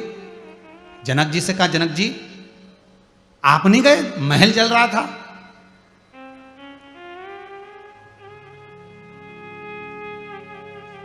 गुरुजी बोले कई लोगों के मन में प्रश्न था कि राजा आता है तभी कथा क्यों होती है? क्योंकि जितने श्रोता बैठे थे ये तो सब शरीर से बैठे थे, आत्मा से तो केवल राजा जनक ही बैठा था, जब दिल लगाकर बैठा था। संत अरे कितनी जोरदार बात की शिव महापुराण में। तुम उसकी कथा संभालो, घर वो संभालेगा। काय का टेंशन तुमको? तुम शिव को देख लो, वो पूरा परिवार देख लेगा। अब तुम उसको तो देखो नहीं। राजा जनक कथा में डूबे हुए थे, इसलिए पूरे जनकपुरी में आग लगी, पर राजा जनक के महल में आग नहीं लगी। एक पर्दा नहीं जला, एक आसन नहीं जला राजा जनक के महल में, सब दूर आग लगी है जनकपुरी में, पर राजा जनक के महल में एक अग्नि नहीं पहुंची, क्योंकि वो दिल यहां लगाए थे और भगवान दिल वहां लगाए थे। आप अगर हृदय रखकर शंकर की कथा में बैठे हो, अपना मन लगाकर आस्था चैनल पर कथा सुन रहे हो, मोबाइल पर कथा सुन रहे हो, फेसबुक यूट्यूब पर कथा श्रवण कर रहे हो, इस चित्त को, इस मन को आप अगर परमात्मा तक लगाकर रखे हो, तो यह विश्वास रखना, आप यहां हो, शंकर वहां है जहां से आप आए हो,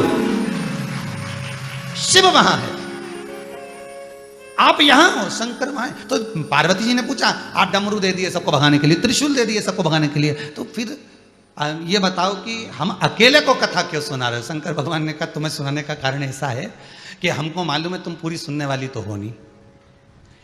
ये हमारी जो शादी हुई है ना इतनी, ये 52वें नंबर की शादी है, 52 नंबर की पार्वती, तुम हमारी धर्म। इससे पहले गौरा, कात्यायनी, कुष्मांडा, चंद्रघंटा, स्कंदा, गौरी, सती, उमा, ये सब तुम पहले बन चुकी हो। और जैसे तुम आज बैठी हो ना कथा सुनने के लिए, हर बार ऐसे ही करती हो।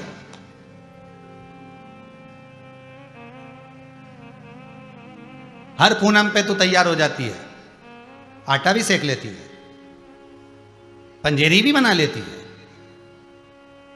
कथा में बैठ भी जाती है, पर केवल सत्यनारायण की कथा हमारे यहां इतने साल से हो रही है इसलिए करवा रही है, पर कभी दिल नहीं लगा पाती वो सत्यनारायण भगवान से कि हे प्रभु, कथा तो हो रही है, हर महीना होए, हर साल होए, हमारे तो इतना साल से हो ही रही है, हम तो इतने साल से हरतालिका तीज का पूजन कर रहे हैं, हम तो इतने साल से हरियाली तीज कर रहे हैं, हम तो इतने साल से बड़ी तीज कर रहे हैं, हम तो इतने साल से भगवान का अभिषेक कर रहे हैं। नहीं, साल मत गिनाओ, पर यह गिनाओ कि मन कितना लगा है।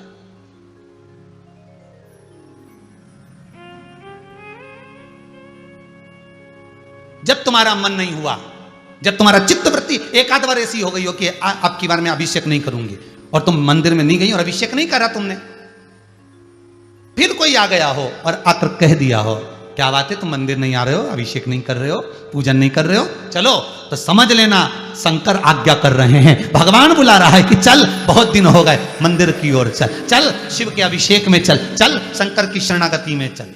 ये शिव बुला।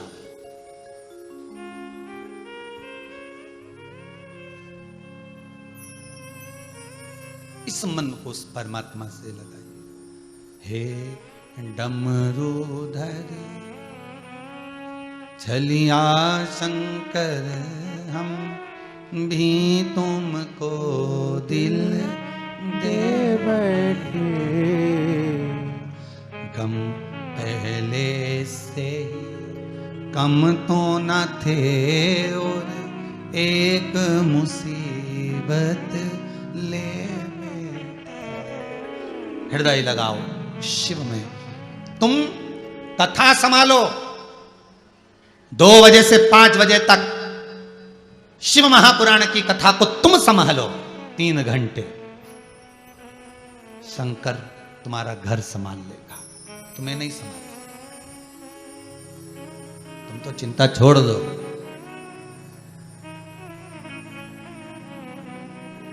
संभाले वो।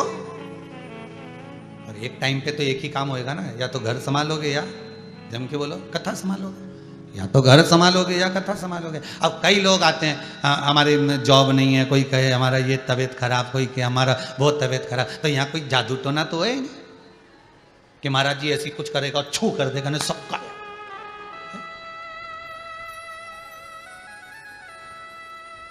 महाराज जी को अगर ये कुछ करना आता होता तो ये कथा ही नहीं करता, वो ये ही नहीं कर देता, छू।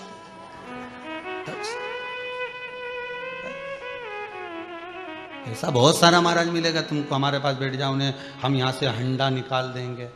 हमारे यहाँ तो कभी नहीं निकला एक भी।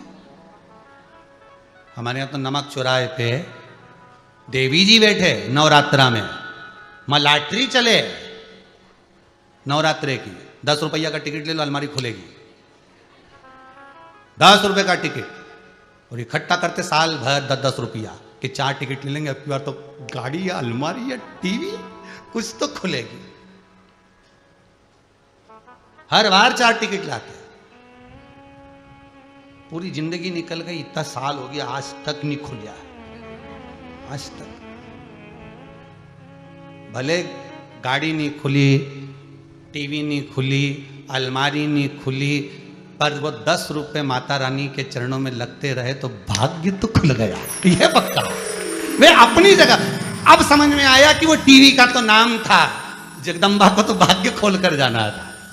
वो तो एक कुछ मार्ग बना दिया जाता।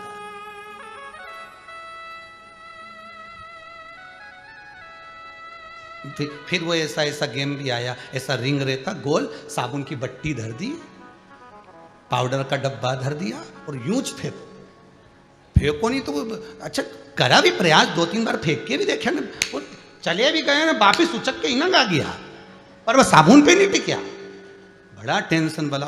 10 रुपए के 5 रिंग और 5 रुपए फिर ऐसे फेंको। पर ज्ञान कितना मिला उस रिंग में भी कि इस श्वास को संभालना बहुत कठिन है, इस जीवन को संभालना बहुत कठिन है। परमात्मा ने भी एक रिंग दे रखा है श्वास का, फेंको, पर ध्यान रखना साबुन की बट्टी पे से पलट सकता है, साइड में गिरेगा, इसलिए गिरेगा कि वहां एकांत में पड़े रहना और शंकर को जपते रहना, तो कभी ना कभी प्राप्त हो ही जाएगा। शिव की ओर जागृत हुई।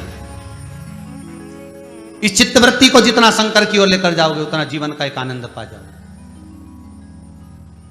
पार्वती जी पूछ रही हैं आप हमें कथा क्यों सुन? भगवान बोले हम तो बार बार श्रवण कराते, हर बार हमने प्लानिंग करा तुम्हें कथा सुनवाया, तुम हर बार कथा सुनने का प्रयास करी, पर हर बार तुम कथा नहीं सुन पाई। ऐसा, पर एक बात याद रखना पार्वती, हर बार तू कथा सुनने बैठी, हर बार पहुंची है, पर तेरा मन नहीं लग पाया, इसलिए तू भटक गई। फिर तुझे जन्म लेना पड़ा, फिर कथा सुनाई, फिर तू जन्मी, फिर कथा सुनाई, सती बनकर आई, कुंभज ऋषि के यहाँ लेकर गया, कथा सुनवाई, पर तेरा मन नहीं लगा। अब की बार भी मैं प्रयास करके देखता हूं कि तू कथा सुन ले, अब की बार भी मैं प्रयास करता हूं कि कैसे ना कैसे कथा का रसतत्व तो ग्रहण कर ले। प्रयास करने में मेरा क्या जाता।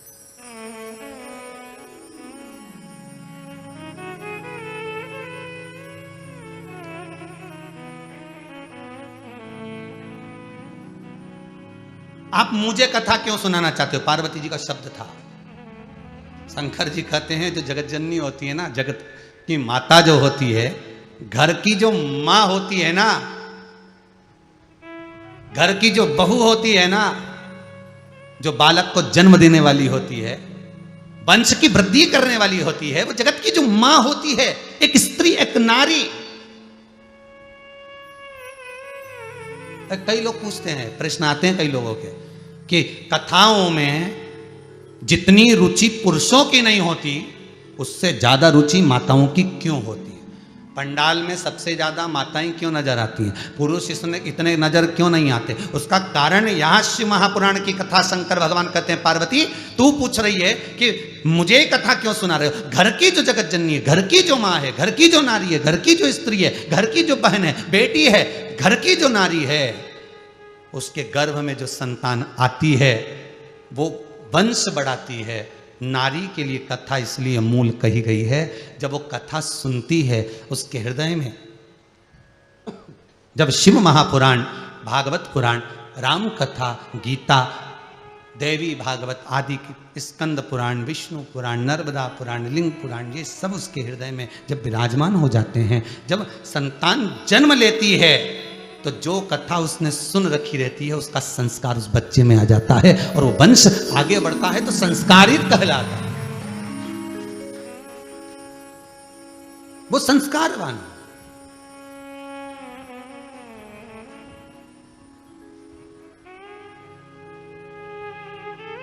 एक बात पहले कही थी, आज फिर कहते हैं, जिसको जनता चुनती है, जिसको आप चुनते हो, वो संसद में जाकर बैठता है, और जिसको मेरा देव अधिदेव महादेव चुनता है वो सत्संग में जाकर बैठता है। सत्संग में जाना कोई सरल बात नहीं है। शिव शंकर औघड़दानी, मेरा त्रिकालदर्शी, मेरा कैलाशी, मेरा अविनाशी, मेरा शंभु, मेरा शंकर जब आपको चुन लेता है तभी आप कथा में पहुंचते हो। बहुत सारे फूल बगीचे में हैं, पर तोड़ते वही हो जिसमें आनंद हो, खुशबू हो, सुगंध हो, सुंदर हो, वही तोड़ा जाता। श्रेष्ठता किसी किसी में रहती है। अरे गुलाब का फूल और गुलाब जामुन दोनों की राशि एक ही है, अखबार में देख लेना, राशि आती है, पढ़ना उनकी आनंद देखिए। गुलाब का फूल कांटों में पैदा हुआ, कांटों में बड़ा हुआ, टूटने के बाद भगवान के चरणों में चला गया। गुलाब जामुन घी में तरबतर, एक तो मावा की ऐसी ऐसी करो, नहीं तो हाथ में भी घी आई जाए, है? एक तो खोआ की, कितना घी भरा उसमें, ने घी में तला रही और घी में से निकलते, अरे बोलो तो चाशनी में पड़ी। कितना सुख मिला उस गुलाब जामुन को, घी में तरबतर, घी में से निकली, चाशनी में तरबतर, पर खाने के बाद भ्रष्टा में चली गई। और वो गुलाब का फूल कांटों में पैदा हुआ, कांटों में बड़ा हुआ, कांटों में जन्मा, टूटने के बाद शंकर के चरणों में चला गया। दोनों में अंतर हो गया, दोनों में अंतर।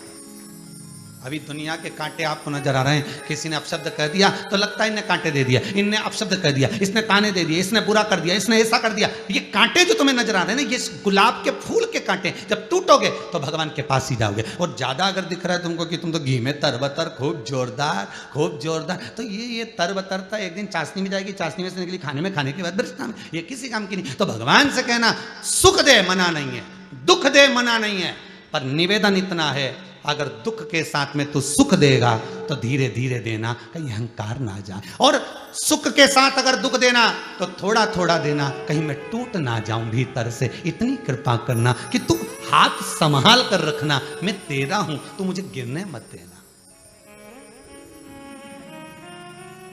हे देवाधिदेव महादेव, तुम मुझे गिरने मत देना। अगर तुम गिरने दोगे तो मैं कहां जाऊं, कहां? और मेरा चित्त, मेरी वृत्ति, मेरा मन आपके चरणों में लगा। वासुकी नाग शतशीर्षा का जो पुण्य मिला है कोई सहज नहीं है हमारा। शिव महापुराण की कथा कह रही, शंकर की कथा कह रही। ये जितने भगवान विष्णु स्वयं सर्प का रूप लेते हैं, जो भगवान शंकर के गले में वासुकी नाग पड़ा है, ये वासुकी नाग है कौन? शिव का गले में पड़ा हुआ ये वासुकी नाग है कौन? स्वयं विष्णु का ही एक अंश।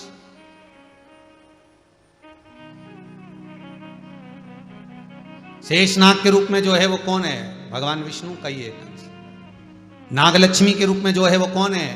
माता लक्ष्मी का ही एक अंश। केवल वही नहीं, हम भाई तक नहीं है। संसार में जितने मनुष्य जन्म लेते हैं ये किसका रूप है? अरे बोलो तो भगवान का, नारायण का एक अंश। किसकी संतान हो आप? मनु और शत्रुपा की। किसकी संतान हो? मनु शत्रुपा की। मनु शत्रुपा के उत्तान पात परिवत हुए, कथा आती है। अपन सब मनु शत्रुपा की संतान है।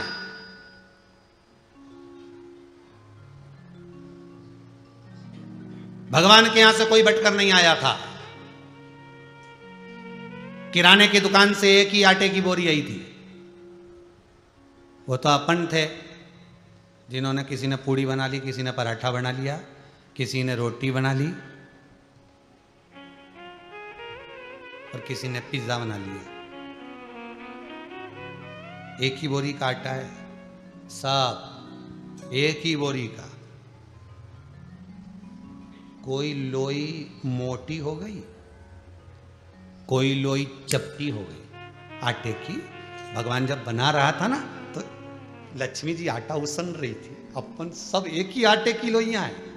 बस वो तो लक्ष्मी जी के सब बच्चे बैठ गए, गणेश जी आ गए, कार्तिकेय आ गए, हम भी बनाएंगे। तो मैया पार्वती जैसे तुम पापड़ बेलने नहीं बैठो तो बच्चे हो ना जाए नहीं, हम भी बनाएंगे। तो मम्मी क्या करती, इतनी बड़ी उसको लोई दे देती। वो बच्चा उस लोई को मत मत के ऐसा कर दे कि वो पीला कलर कब काला हो जाए मालूम नहीं।